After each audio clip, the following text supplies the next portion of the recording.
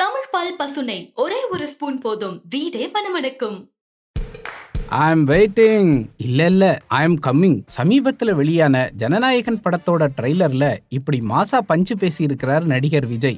இல்ல தமிழக வெற்றிக் கழக தலைவர் விஜய். ஆமா, ஜனநாயகன் தான் நான் நடிக்கிற கடைசி படம். இதுக்கப்புறம் இத்தனை வருஷமா எனக்காகவே இருந்து என்னோட ரசிகர்களுக்காக இனி நான் இருக்க போறேன்னு சொல்லிட்டாரு விஜய். அவர் நடிக்கிற கடைசி படம்னு அறிவிச்சதாலேயே அவருடைய ரசிகர்கள் எல்லோரும் ரொம்ப எமோஷனலா இந்த படத்தை பத்தி பேசிட்டு இருக்கிற சூழல்ல தான் ஜனநாயகன் படத்துக்கு சென்சார் சர்டிபிகேட்டே இன்னும் தரப்படலைங்கிற தகவல் வெளியானது. விஜய் படத்துக்கு வந்த இந்த சிக்கல் ரசிகர்களுக்கு பல விஷயங்களை ஞாபகப்படுத்தி இருக்கும். ஆமா, விஜய் படத்துக்கு இந்த மாதிரி சிக்கல் வர்றது இது முதல் தடவை இல்ல. இதுக்கு முன்னாடி விஜயோட எந்தெந்த படங்களுக்கு என்னென்ன சிக்கல் வந்திருக்குன்னு பாப்போம். சில படங்கள்ல குழந்தை நட்சத்திரமா நடிச்சிருந்தாலும் 1992 வெளியான நாளைய தீர்ப்பு படம் தான் விஜய் ஹீரோவா அறிமுகமான முதல் படம். தொடர்ந்து தன்னோட அப்பா இயக்கத்துல நடிச்சுக்கிட்டு வந்த விஜய்க்கு மிகப்பெரிய பிரேக்கிங்கா அமைஞ்சது 1996 வெளிவந்த பூவே உனக்காக. 1997 வெளிவந்த காதலுக்கு மரியாதை. இந்த படங்களுக்கு பிறகு விஜய் கவனிக்கத்தக்க நடிகராக மாறத் தொடங்கி முன்னணி நடிகருக்கான ரேசுக்குள்ளையும் வந்தாரு. விஜய் படங்களுக்கு சர்ச்சைகள் வர்றது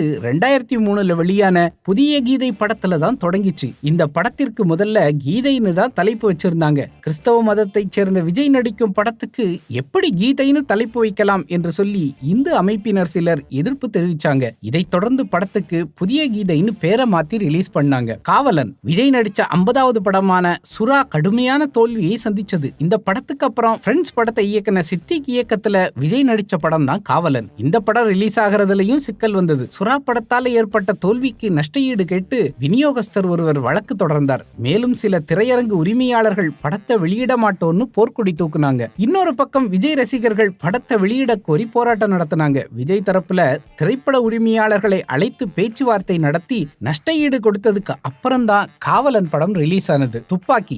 விஜய் கரியர்ல மிகப்பெரிய பிளாக் பஸ்டர் படம் AR முருகதாஸ் டைரக்ஷன்ல வெளியான துப்பாக்கி திரைப்படம். அந்த படம் ஆரம்பம் முதலே பல சர்ச்சைகள்ல சிக்கிக்கிச்சு. இந்த படத்தோட தலைப்பை மாத்த சொல்லி கள்ளத்துப்பாக்கி படக்குழுவினர் வழக்கு தொடர்ந்தாங்க. அதுக்கப்புறம் அவங்களோட பேச்சுவார்த்தை நடத்தி தலைப்பு பிரச்சனையை சரி செஞ்ச படக்குழு துப்பாக்கி தலைப்போட படத்தை ரிலீஸ் பண்ணாங்க. படம் ரிலீஸ் ஆனதுக்கு அப்புறம் படத்துல முஸ்லிம்களை தவறாக சித்தரித்துள்ளதாக கூறி படத்துக்கு தடை கோரி பல்வேறு அமைப்புகள் தொடர்ந்து போராட்டம் நடத்தினாங்க. சர்ச்சைக்குரிய காட்சிகளை நீக்கி விடுகிறேன் என கூறி SA சந்திரசேகர் பத்திரிகையாளர் சந்திப்புல பேசினதுக்கு அப்புறம் சர்ச்சைக்குரிய காட்சிகள் நீக்கப்பட்டுச்சு. இப்படி பலகட்ட பிரச்சனைகளை துப்பாக்கி படம் சந்திச்சது. தலைவா. மக்கள் இயக்கம்ல விஜயோட ரசிகர்கள் தீவிரமா இயங்கின காலகட்டம் அது.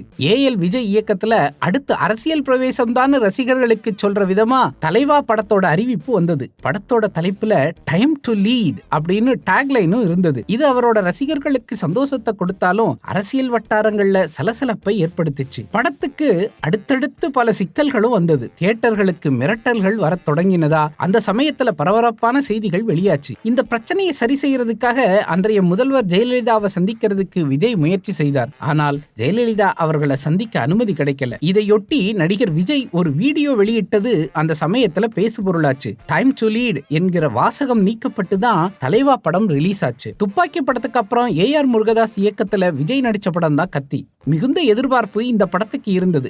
ஆனா இந்த படத்துக்கும் ஒரு சர்ச்சை வந்தது. இந்த படத்தை இலங்கை அரசுக்கு ஆதரவான லைக்கா நிறுவனம் தயாரிச்ச காரணத்தால படத்தை தடை செய்யணும்னு பல அமைப்புகள் போராட்டம் நடத்தினாங்க. இந்த படத்துக்கு அந்த பிரச்சனை மட்டுமில்ல, கதை திருட்டு புகாரும் வந்தது. இந்த புகாரை முன்வச்சது நயினார் கோபி. அதுக்கப்புறம் அவர் நயன்தாரா நடிப்புல அறம் படத்தை இயக்கினார். இந்த படத்தோட ஆடியோ லான்ச்ல நடிகர் விஜய் நான் என்ன தியாகின்னு சொல்லிக்க மாட்டேன், ஆனா சத்தியமா நான் துரோகி கிடையாதுன்னு பேசினார். புலி படம் வெளியாகிறதுக்கு முன்னாடி விஜய் வீட்டுல வருமான வரித்துறையினர் சோதனை நடத்தினதால பட ரிலீஸ்ல தாமதம் ஏற்பட்டுச்சு. பல இடங்கள்ல முதல் ஷோ திரையிடப்படல. மெர்சல். அட்லி இயக்கத்துல விஜய், சமந்தா, நித்யா மேனன், காஜல் அகர்வால் இப்படி பலர் நடிச்சு 2017ஆம் ஆண்டு வெளியான திரைப்படம் மெர்சல். இந்த படத்துல விஜய் பேசிய வசனங்களான GST உள்ளிட்ட வசனங்களுக்கு பாஜகவை சேர்ந்த பலர் எதிர்ப்பு தெரிவிச்சாங்க. பாஜகவின் ராஜா ஜோசப் விஜய்னு விஜயோட பேரை குறிப்பிட்டு தன்னோட எதிர்ப்பை தெரிவிச்சாரு. இந்த படத்துக்கு ஆதரவாகவும் விஜயின் மதத்தை வைத்து இந்த விவகாரத்துல அவரை அடையாளப்படுத்துறதுக்கு எதிர்ப்பு தெரிவிச்சும் பலரும் விஜய்க்கு